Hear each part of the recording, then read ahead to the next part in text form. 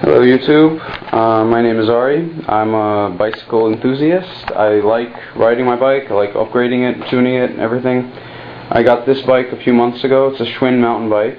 I became sort of obsessed with it, got all sorts of items for it, locks, lights, tools. And today I want to do a review on one of my more high quality, expensive-ish products, the Topeak D2 Smartgauge. It's really good. It's a very accurate gauge. You could use it for a lot of, you could use it for regular cars. You don't have to use it just for bikes. It has a Schrader and Presta right here. Presta settings. You move it over. That's for Presta. This is a mountain bike, so I just need the Schrader valves, the Schrader setting.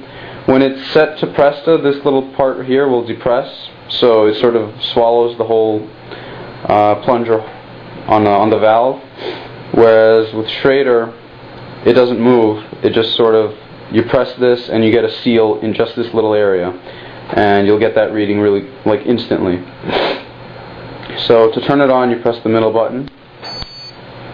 It's on, and in this setting, you just get one reading. You press it quickly, and you get that reading immediately. If you wanted to bleed the air to fine-tune how much air you have, let's say you don't want to overpressure your tires, or you want to let out a little air but without having to take out a whole lot. You press tune, which is right up here, and it starts blinking. And what happens now is, I'll show you how to do this. When you press it on when you take the reading on the valve, it'll show up. But if you take it off, it won't stay. It's in real time. So this is just for tuning. You start pressing the yellow button to bleed the air out, and it would change as you're letting out air. So it would go, I have about 40 right now on my tires, which is a little low. And it'll start changing from like 40, 39, 38, and the more air you release, obviously, the less pressurized your tires will be. And then I'll just show you how exactly to take the single reading after it's fine-tuned. I'll show you both at the beginning and at the end. So let's start. This is the tire. These are 26-inch by 195-inch tires. I already took the cap off. It's like a little grenade. Got it on eBay, really cheap.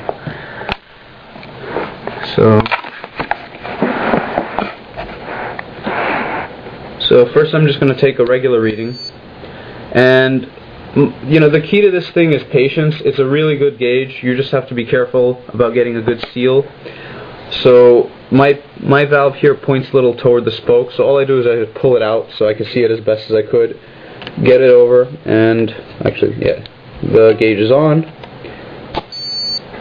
and that's it. No air released, and you see it's 40. That's for Schrader. 1 second, that's it, the air, and it measures the air. So now I'll try to tune it. I'll try to lower the pressure, even though it's low.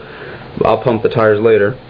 So you press tune, and by the way, this button right here is just to change the units. If you don't want to use pound square inch, you could use, kilograms. I think there's bar, and there's kilograms per centimeter squared. But I'll just use the regular PSI, which is standard. So to tune it, you press tune, and it starts blinking. If you have a bad angle, the head on the gauge turns, so you could change it like this. So this way, when you press it down, you see the gauge on top, or you could turn it the other way. So if, let's say, you wanted to measure it up here on the top instead of going down, I'll just leave it the standard way, which is this is how it comes. I'll just leave it that way. I'll just look at I have a good view of it, so it's fine. I'll try to get you a good view right here. Let's see. So again, I'll move. It turned off. It turns off after like 30 seconds maybe if you don't use it.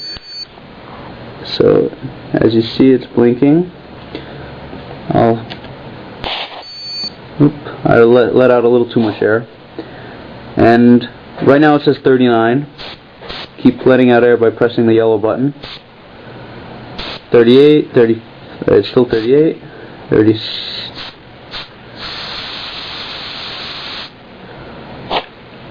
Alright, the last reading that it showed was around 34. So now what I'm going to do is I'm going to turn off tune by pressing the button again. And I'm just going to take a regular reading. see what it says.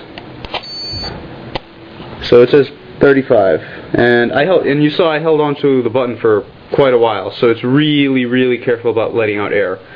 If you want to depress your tires a lot, by accident, it wouldn't really happen with this gauge. That's really good. So it's very precise.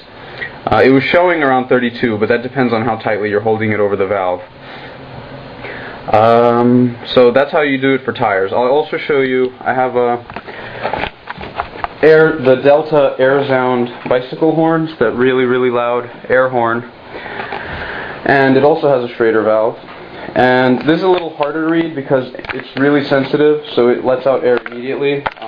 So that's not the gauge's fault. That's just, this is sort of designed to release the air immediately once you press the trigger. That way, it gets as loud as possible. So I'll just take one reading, and it'll probably change each time I take it. It's the same application. It's a Schrader valve, no difference. Keep it on the Schrader setting. Get a seal. Get it. Make sure it's perfect like that, and you can see it right there. Oh, sorry, I didn't turn it on. Oh, sorry. Yeah, this is not the gauge's fault. I've tried it with others. This is just a really sensitive plunger, and that's it. And it says right there, 70. The max for this thing is 80 psi. Because it has a storage, an air canister right here that fills up with air. I've had it a little bit over than that. Let's just try it one more time. Alright, this time I got it right. And you see it goes down 69 because every time it releases air. But yeah, so that's the review for the Topeak D2 Smart Gauge. It's about $25 on Amazon. It's a really good product. Thank you for watching.